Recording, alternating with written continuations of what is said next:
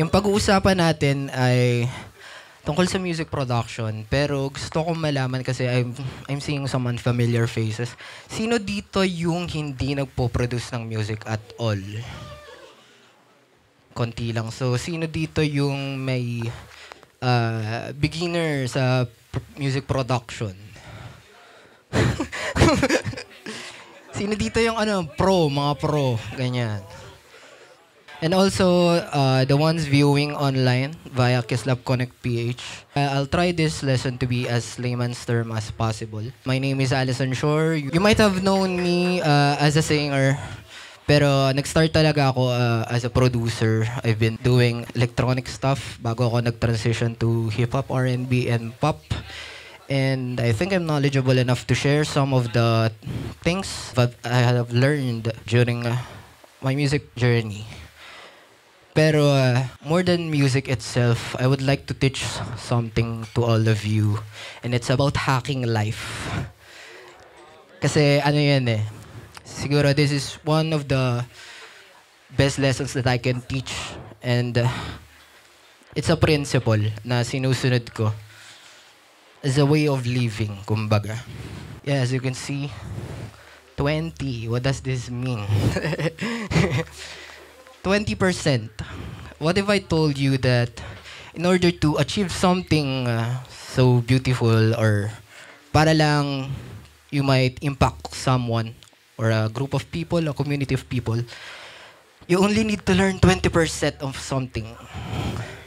Would it be easy, This is called smart work. Ito yung gusto kong ituro dito and I'm gonna connect this later to music production.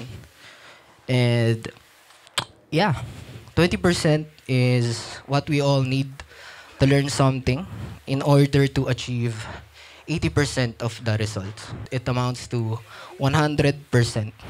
So what am I talking about? Itong principle na to, it's called the Pareto Principle. Sinong may alam dito ng Pareto Principle? Have you heard of this principle at all? Yeah, yung mga mahilig sa philosophy or all. This is a way of life. Pero for this topic, the Pareto Principle in music production. So, ano ba tong principle na to?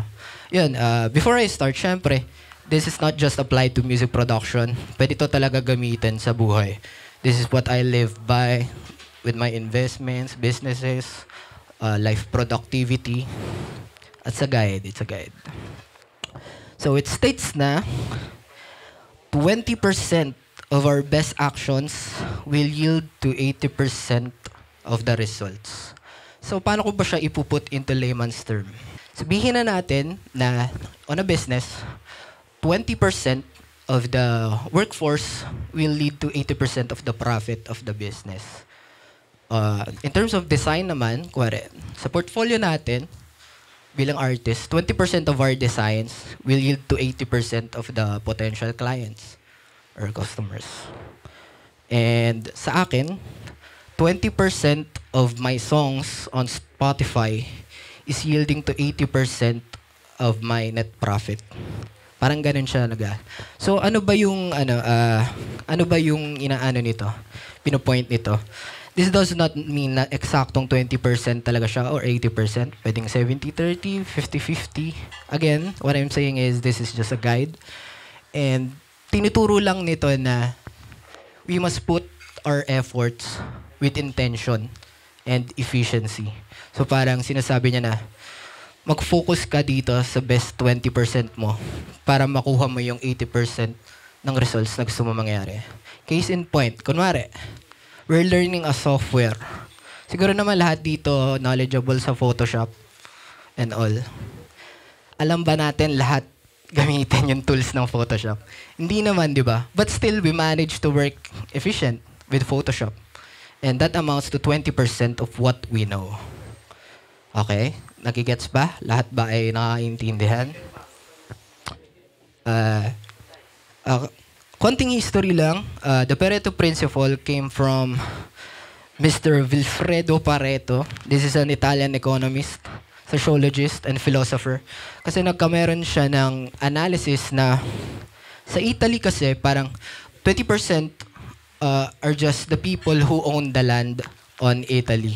And para nakita niya na 20% ng mga machines ng industrial age, nag-yield siya ng 80% ng economic profit ng Italy. 20% of the customers and 80% of the profit. Now, how do we apply this to music production? Dito ko na ipapasok yung topic natin for today. And again, I'm gonna try to make this as layman's term as possible. Again, 20% of what I know, my smart work, will lead to 80% of the outcome.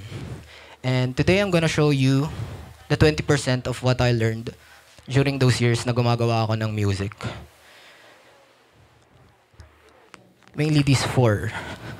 So number one is sound selection. Dito sa apat na to, ito ata yung parang 18%, tas the rest 2% lang siya. Kasi, sound selection, kunwari, kailangan, sa pagpili pa lang nung tunog, sa pagpili pa lang nung kick sample, tama ba yung tone niya? Nasa tono ba siya ng ginagawa mong kanta? Sa pagpili pa lang ng hi-hats, instruments, yung frequency ng pads, ng keyboard, ng ganyan, nagme-marry ba siya, kumo-connect ba siya dun sa ginagawa mong kanta? Dito pong pasok yung taste mo, curation mo in music.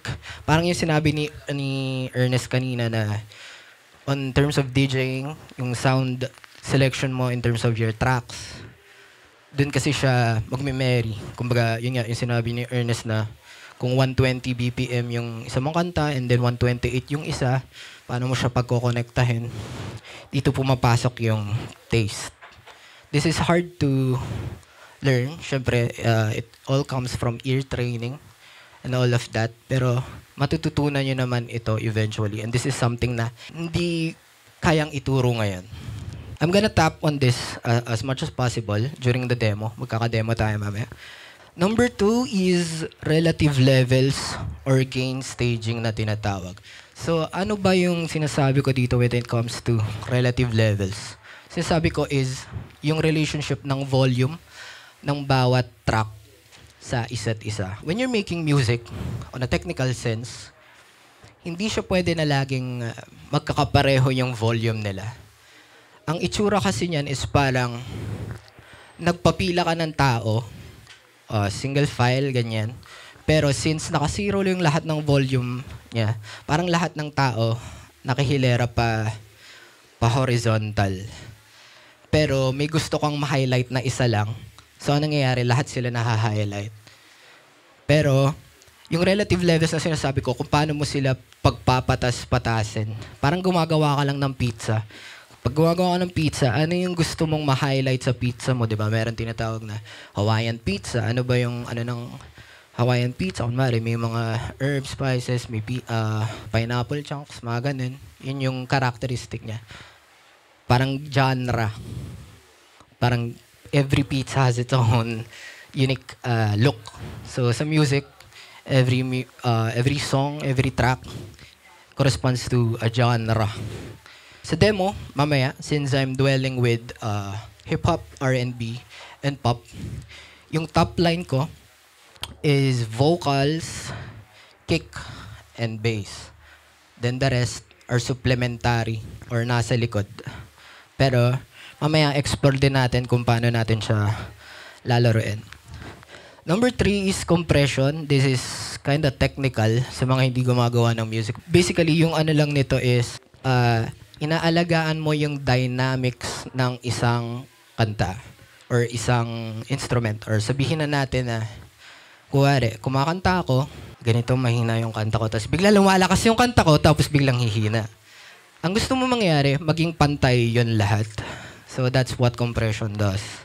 Merong subtractive compression, additive compression. It's a loophole, it's a wormhole of topic. So I'm gonna just dip onto it. And lastly is equalization. Equalization is yung, kung ano yung sinabi ni Ernest din kanina, nakita niyo yung tatlong knobs nung sa mixer, nung sa DJ mixer, merong low, medium, and high frequency. Ganun din sa music, when it comes to music. ini-sculpt mo yung tunog. Parang tinatabas mo siya in terms of sculpture. Kung paano siya mag-fit into the puzzle. Parang pagka gumagawa ka kasi ng music, you're trying to build a puzzle, a very, very elaborate and big puzzle. Tapos, finifit mo siya together for it to sound good based on the genre or based on your tastes. These are my 20%. And yeah, before I proceed to the live demo, naintindihan ba natin yung 80-20 principle? Because I would like to show the 20% of what I'm doing. It's just 20%. Let me just set this up. This is my Excel sheet.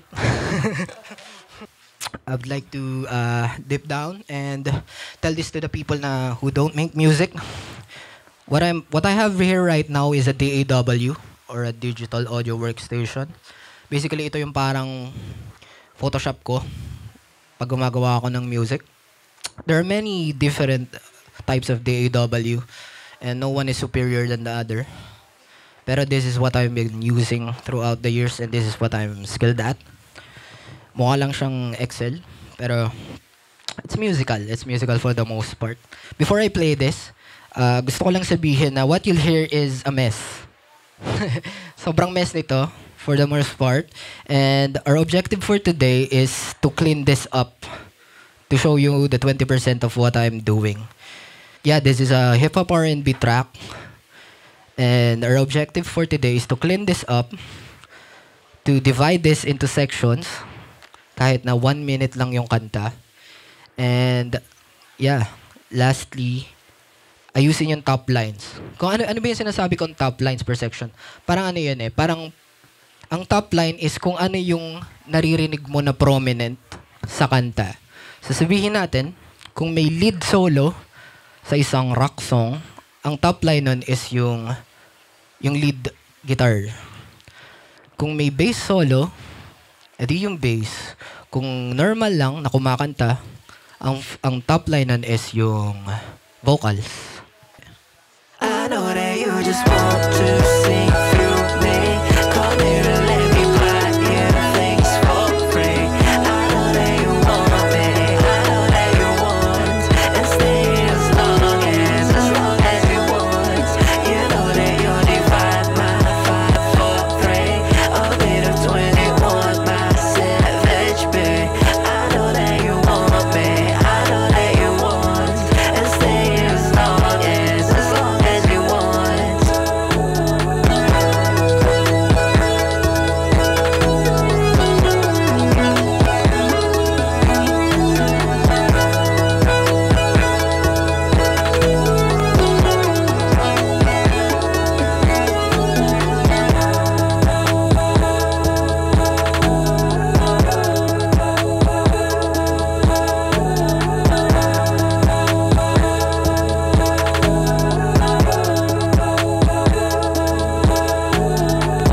So that's the demo. And to the untrained ear, it sounds okay. 'Di ba yung sa mga hindi na ano? Pero to the trained ear, this is a mush. Una, sa lahat, hindi maintindihan yung lyrics ng kanta. Ang dami nangyayari, ang dami nagsasabay-sabay. Parang hindi siya cohesive, hindi siya magkakadikit. So parang ano pa siya, kumbaga sa canvas, abstract pa siya. Nothing wrong with that. Pero yun nga, dahil bounded tayo ng genre, which is, this is hip-hop R&B pop, we must confide to this based on my taste, of course, and on the general consensus. Ang gagawin natin ngayon is, I'll try to demo on how I do things. And I'll just show you first what we have here. So first off, this is divided into 2 buses. Buses means to say groups. Parang control G, ganyan. There's a vocal bus and an instrument bus. And under the vocal bus, we have 5 layers of vocals. Mainly the vocal main, high main, left and right. Pro tip lang, kung gusto nyo mag-layering ng mga kanta, always do it in 2s and then hard pan it left and right. This is not law or anything. This is just how I do things. Also, we have a backup vocals, main, left, and right as well. And on the instrument bus, we have the drums, an 808, a pad, a pluck, a lead, and a sample. Medyo ano lang to, konti lang, concise lang, pero we'll try to do this fast. First tip na ginagawa ko, part of the 20% of what I'm doing, first is inuuna ko yung kick. Mainly drums pala. Tapos pinapatay ko muna yung vocals. Kasi the drums are the soul of what I'm doing. So let's listen to this.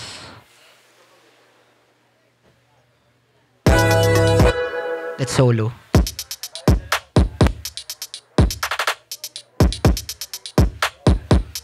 I'm just gonna do things, then I'm gonna explain it.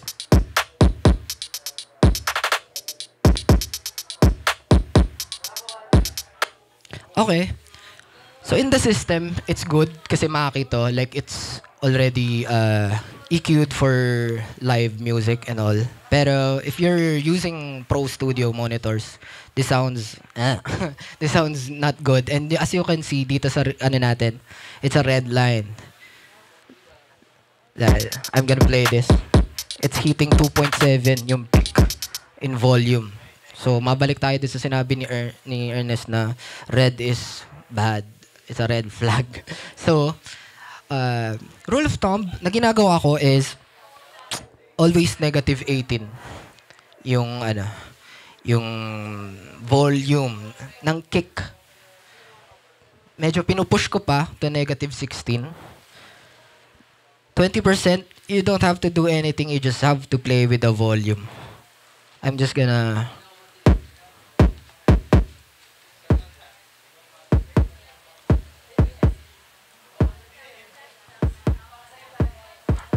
already we're hitting negative 16. As you can see. Negative 16.3 dito sa RMS . Ito yung relative sound level. Yung parang ano niya, overall. I'm not gonna do any compression and all kasi to my taste, it's already okay on my sound.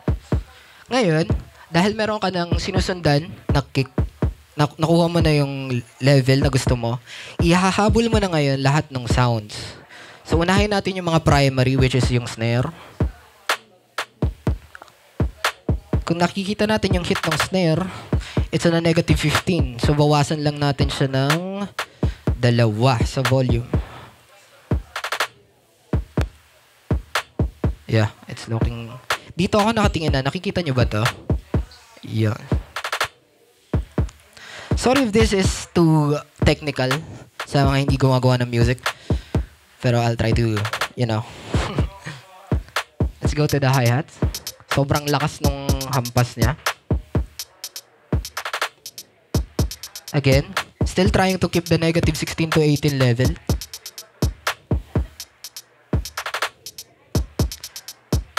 Let's go to this one.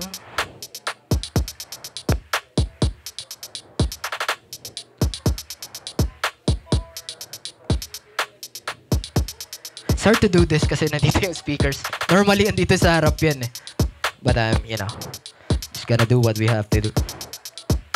So, normally, we're the negative 16 range. Huwag niyo munang pansinin tong red na to kasi it doesn't matter to my test.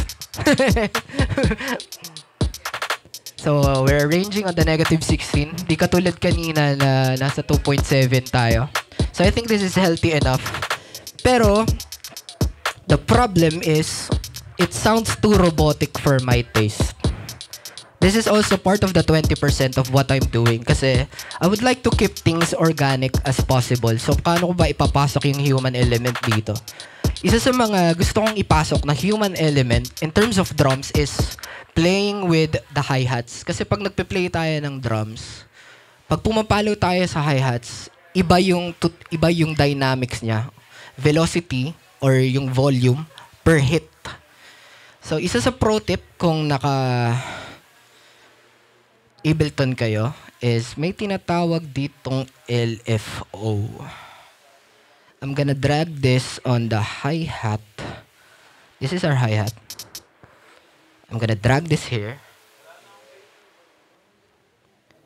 This is parang macro, automation. Kumbaga sa edit, sa Photoshop, alam niyo yung parang actions sa Photoshop. Ginagawa niya instantly. Instead na ako yung gumawa, the software does it for me. I'm gonna play with the transposition. Means to say, transposition is yung pitch. Okay, mali yung na-drag ko, sorry. I'm gonna drag this here. I hope nakikita nyo, malaki ba yung screen?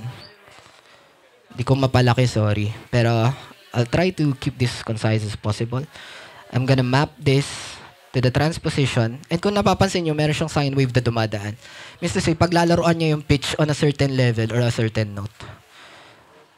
Let's try to listen to this. Pansin nyo yun? So already, it's having a character. Nagkakamera na ng character. It sounds like a scratching DJ. Pero I don't want this to be as OA. Ano lang, subtle lang. Little difference. Little 20% makes the difference. Depth is kung gaano kakapal yung gusto mong gawin. So let's just change this to 30%. Already, you can see na nag-iba na. And sa rate, rate means kung gaano kabilis yung ganun. Let's try this. See? Naririnig nyo ba yung difference nung ano? Just a little difference is what it takes.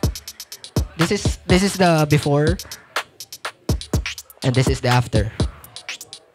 Pro tip, Alice on Shore style. Kung paano ginagawa. One of the secrets. So I think this is now good for my taste. Saka na natin explore yung gluing, compression and all because this is just a demo. So let's proceed to the bass itself. Again, rule of thumb, keep the drums playing while you tweak the bass. Let's listen to the bass. It's healthy. Right now, it's -11. Pero, again, I would like to emphasize na ayokong lumalagpas ng -18. Gusto ko lang lumagpas ng -18 is yung kick tsaka yung vocals. Kasi yun yung mas mahalagang nasa harap. So again, this is just a volume play. Maglalagay ako dito na tinatawag na utility. This is a special in Ableton. So just a gain knob. Bawasan lang natin. Right now, it's a -25. Let's play with it a little bit more. See, it's a -18 na. Healthy, kulay green. But you can still feel the bass presence of it. Pero may gusto pa akong gawin. Isa din sa ginagawa ko on bass is sinasaturate ko siya. Saturate, ano ba ang ginagawa nito? Just in layman's term, parang sa Photoshop lang din. Saturation, kinukulayan natin, pinapatapang yung kulay. We're adding character. Mabagay na bagay kasi siya sa bass. I'm just using a simple bass shaper dito sa saturator. Exclusive on Ableton Live 12. So I'm just gonna drive. So already you can feel na it's having a presence. Tas dadial natin yung dry wet knob or parang on Photoshop it's opacity. Again, making sure na it's on the -18, 17. Lastly, sidechain. Isa sa all concepts of sidechaining. Basically, mahirap ipaliwanag yung sidechain sa normal people, pero sidechaining is a way na you pass a signal through a signal and then that signal ducks the signal. Ano ba? Nagets ba? So parang ano lang yun, parang sa traffic light, parang lang lalaro ng crossy road. Iniiwasan ng sound mo yung tunog to make space for the sound. Isa sa natutunan ko na sidechaining, you can do it easily via compressor. Pero isa sa mga idol ko na mixing engineer is Jason Joshua of mixed a lot of records na pop and is using a Sooth 2 shaper. This is parang spectral suppressor and meron na ako ditong preset because again, we're doing 20% of everything. And as you can see, this is the signal. Pero hindi pa siya naka-sidechain, sorry. Hanapin natin yung drums and hanapin natin yung kick. Kasi usually sa low frequency, ang nag-aaway ay kick at saka bass.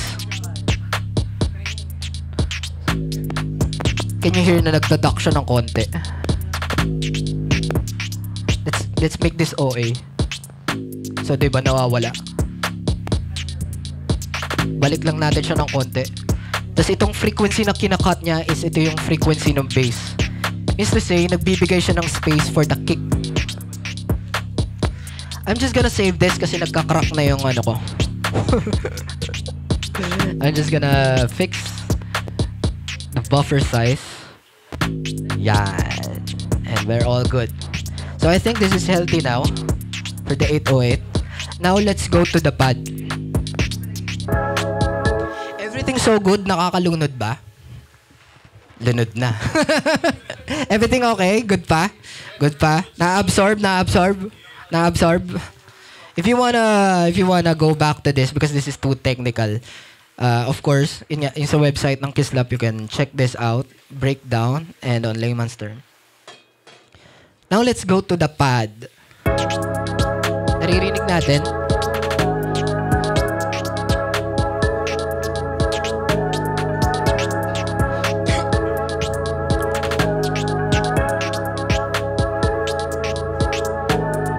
Dito na papasok yung sound selection nyo or sample selection nyo. As you can see, the pad marries well with the kick and the bass. Pero may gusto pa akong gawin na extra. Kasi for now, this is a supporting layer lang. Nagtutunog lang siya na okay, andyan lang siya para mabuo yung kanta. Pero gusto ko na magkameron siya ng top line. So isa sa technique na ginagawa ko para magkameron lang ng top line is I'm just adding a top note. So this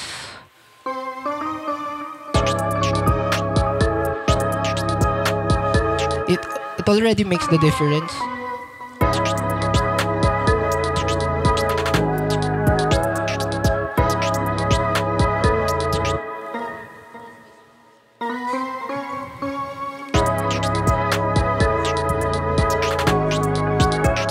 See? This is the before. And this is the after. Para nagkakamera lang siya ng konting ano lang, grit lang. Again, the 20% of what I'm doing. So let's just apply this to the next one as well. Kung paano ko nalalaman, kung paano ko, saan ko ipipindot yung ano. This is also part of the 20% na I can teach. Because this is sound theory na eh.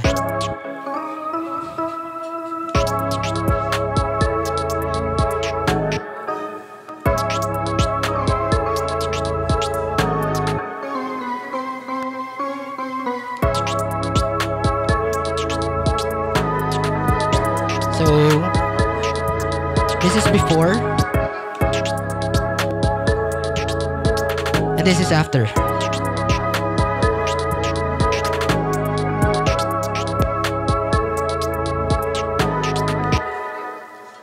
So, I'm just gonna color code this para mamaya magagalaw natin siya during the arrangement process. I'm just fixing everything. Kumbaga parang chinachop ko muna yung pieces of the puzzle para mapagsama-sama ko siya ng maganda. Next one is the pluck. Again, check your levels kung tama. This is healthy because it's negative 19. Pero, by the way, I'm using Xenology Pro by Roland. Bawasan lang natin ng konti yung volume. And it's a negative 22. I think this sounds okay. And also, isa din sa ginagawa ko, after ng kick at ng bass, is pinapalawak ko yung sound. So, paano ko siya pinapalawak? There's this thing called stereo imaging. Yung parang, inaano mo siya. Wina-widen mo yung tunog. Sa utility, sa, meron ito. This is just it. I'm gonna put this in just 130%. Again, little 20% that makes the difference. I don't know if you can hear this here. Baka nakamono, pero yeah, it's gonna make the difference. And I also forgot na you can also sidechain this kung paano natin ginawa yung kanina. Again, carving out the space for the kick. Kasi, yun nga, sinasabi ko kanina na ang top line ko palagi always is the kick. So, I'm always making sure na merong space para dito sa kick na to, para di siya matabunan ng lahat. So, I'm just gonna do this as fast as possible. So again, as you can see, this plugin is track spacer, also parang compressor. No, this is not a compressor. Parang it gives space to the track. Ayan. But you can pinpoint this on a specific frequency. Kung saan nyo lang kakainin yung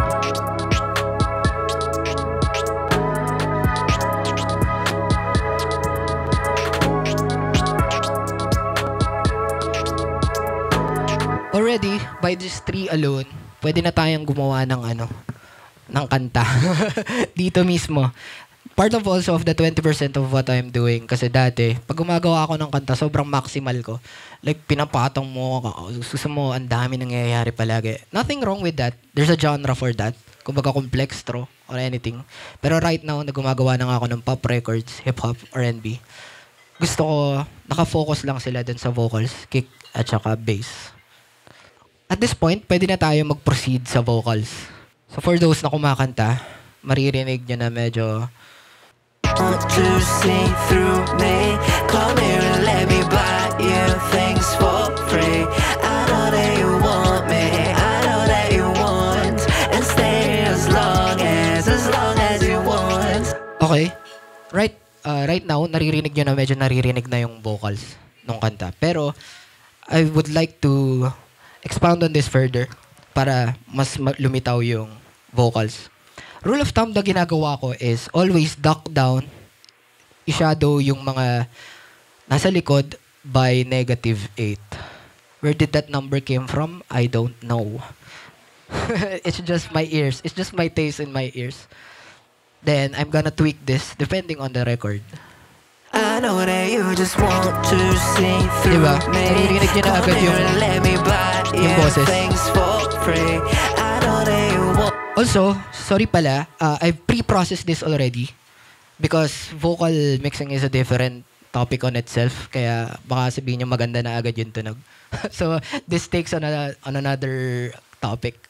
Pero, yeah, on that volume alone, little 20%. Again, going back to the 80-20 rule, makes the difference. Ayusin pa natin to by highlighting just the vocals. The main vocals. I know that you just want to see through me. Come here and let me buy you things for free. I know that you want me, I know that you want, and stay as long as you want. So, napansin nyo na inalis ko lang lahat nung layers dito. Kasi hindi naman siya kailangan. What matters is, on a pop record and all, dapat maintindihan lagi yung lyrics. Kasi it's the soul of the track. Yung lyrics palagi. I know that you just want to see. And then I'm highlighting this because this is my top line. Ito yung parang post-hook nung kanta. I know that you want me, I know that you want, and stay as long as you want. You know that you're divine. Then we can bring this for three. A bit of 21, my savage babe. I know that you want me, I know that you want, and stay as long as you want. So already napapansin natin na we're already putting the pieces together. Yung puzzle with just volume alone. Napapagpatas-patas na natin siya na maganda. Of course, the other 20%, the compression, the equalization, and everything is based on taste, based on our ears, based on how do we do things. May gusto akong gawin lang dito sa part na to. Part of the music production process that I am doing and a flavor that I'm doing is to chop things up. Again, everything I do is subtractive. Parang ang ginagawa ko, process ko is, gagawin ko muna kung ano yung gusto kong gawin. Lagay ko to, lagay ko to, lagay ko to, lagay ko to. It's just the creative mind that I have. Saka mo, gawin yung mixing mind mo na doon ka magbawas ng mga bagay na hindi naman talaga kailangan. Kasi kailangan na papaghiwa-hiwalay natin yun. Kasi yung creative process, dapat hindi natin nahihinder yun na parang, oh, gusto kong lagay nito. Sige, lagay mo lang. Wala namang nagbabawal sa'yo na lagay mo tong tunog na to, ganyan-ganan. Tapos, saka natin ayusin sa dulo. Yan. Part of the 20% also. So, part of the sound selection, actually. Part of the music production process also, katulad ng sinabi ni Ernest, is looping music always. So you gotta repeat this over and over and over again. Kaya may mga nagtatanong na kunwari, oh, kamusta na? Excited ka ba lumabas na yung kanta mo? Medyo hindi, kasi paulit-ulit na siya sa tenga ko. Pero okay lang yan, wag ka mauumay dun sa kanta mo. Again, sobrang dami nangyayari. This time, magbabawas tayo. First off is this lead. Medyo makalat sa akin yung tunog na to. And I think hindi naman siya kailangan for this genre alone. So I'm gonna mute this. So already, naririnig natin yung ano.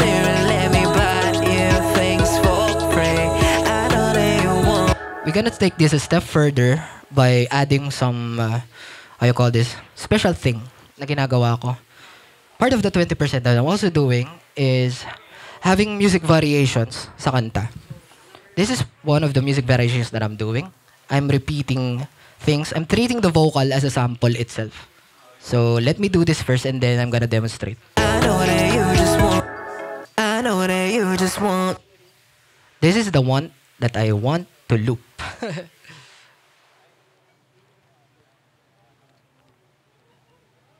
I know that you just want.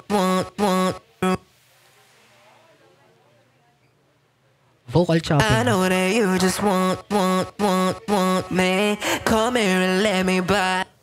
Let me just do this quick. Let me buy for free. Okay. So, along this as itself, hindi siya masyadong interesting. Pero watch what happens when this vocal marries with the instrument. So, paano natin siya gagawin? So, part of what I'm doing is also, sinasabay ko yung chopping ng instruments. I know that. So, let's solo the drums first. I know that you just want. I know that you just want me. Come here and let me buy for free. I know that you. Okay. So, let's tweak this. As you can see, sobrang dami nangyayari na hi-hats and we don't need this. This, we don't need this as well. This, we don't need this as well. Me. Come here and let me buy. This, we don't need this as well. I'm just deleting things, guys. Buy for free. I know that. So, as you can see, naririnig yan na sumasabay na sa grid yung music. Want me. Come here and let me buy. Let's go to the 808 as well. I'm doing a little trick na I'm just docking the volume. Want me. I'm just gonna do this fast. This is just volume play. More on subtractive.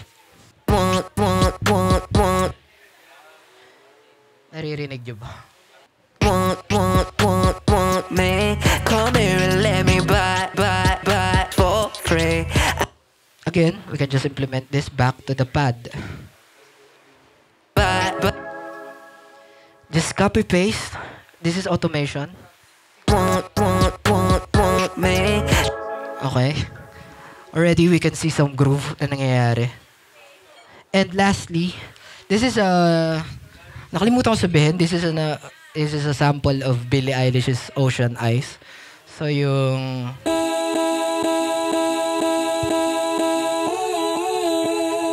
So I just pitched this to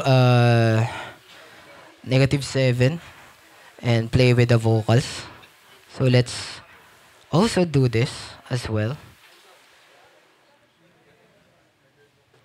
And already we can hear what's happening. Just a little music variation na pwedeng i-apply. As long as you want.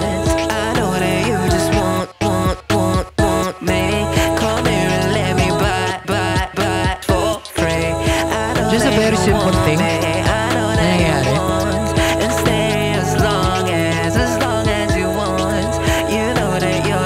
Anyway, guys, so that was the 20% almost of what I'm doing. It's just a repetitive thing na ginagawa ko.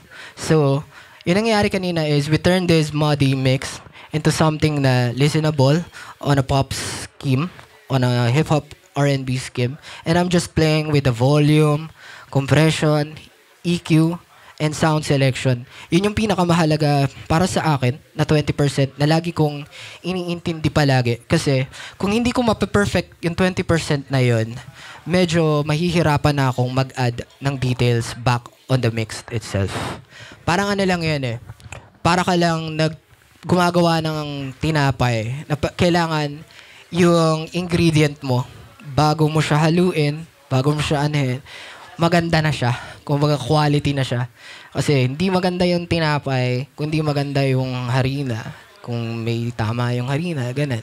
Ganun lang din sa music, na parang yung recording process, kailangan sa recording pa lang, malinis na siya, walang tahol ng aso, ganyan.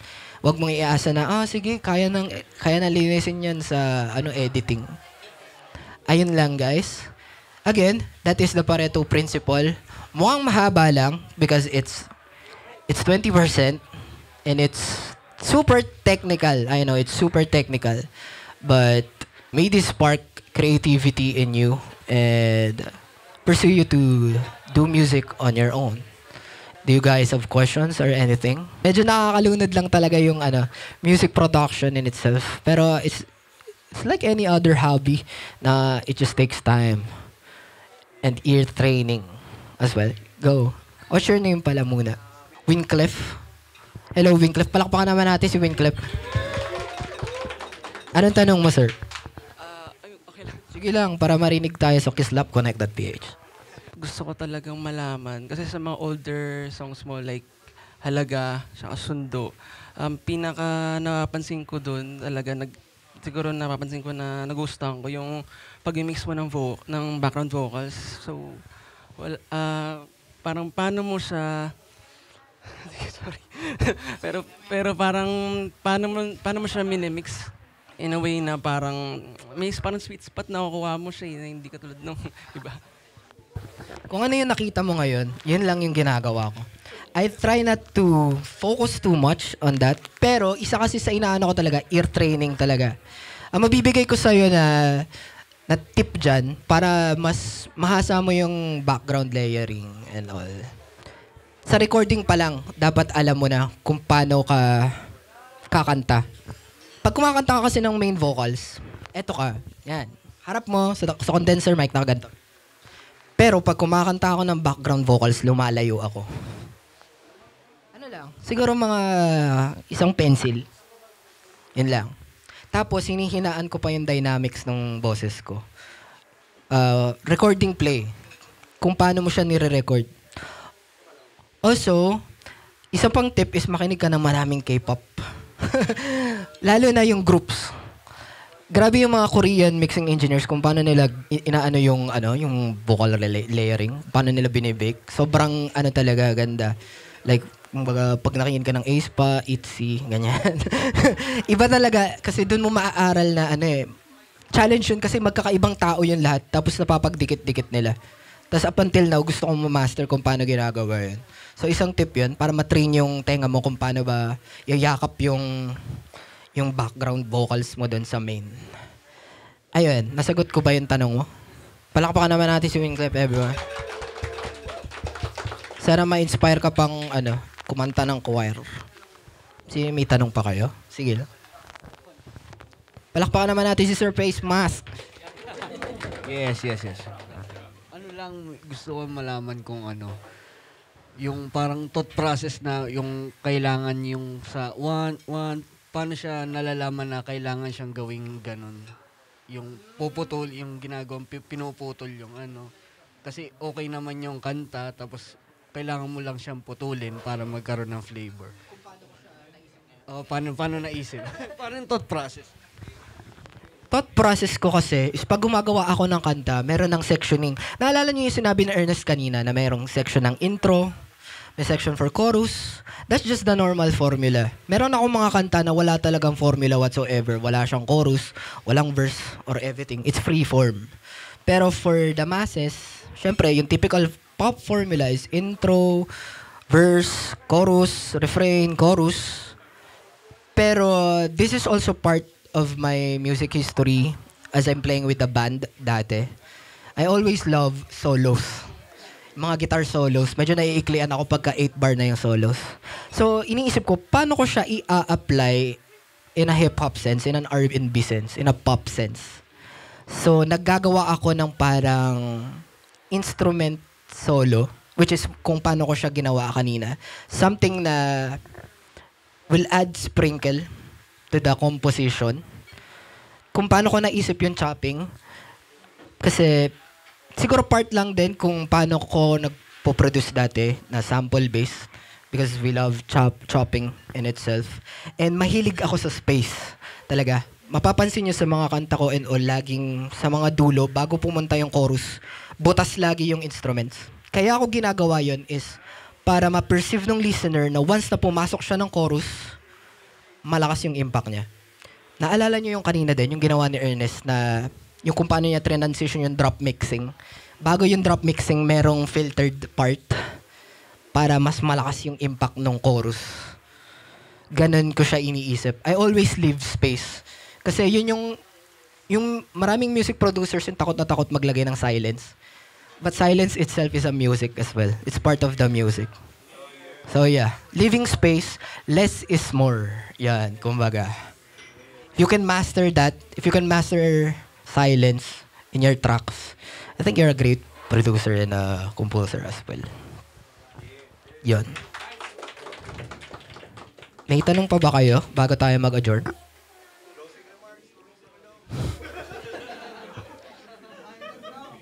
Yun, I guess that sums it up. Again, maraming salamat Kislap Connect for having a platform for us.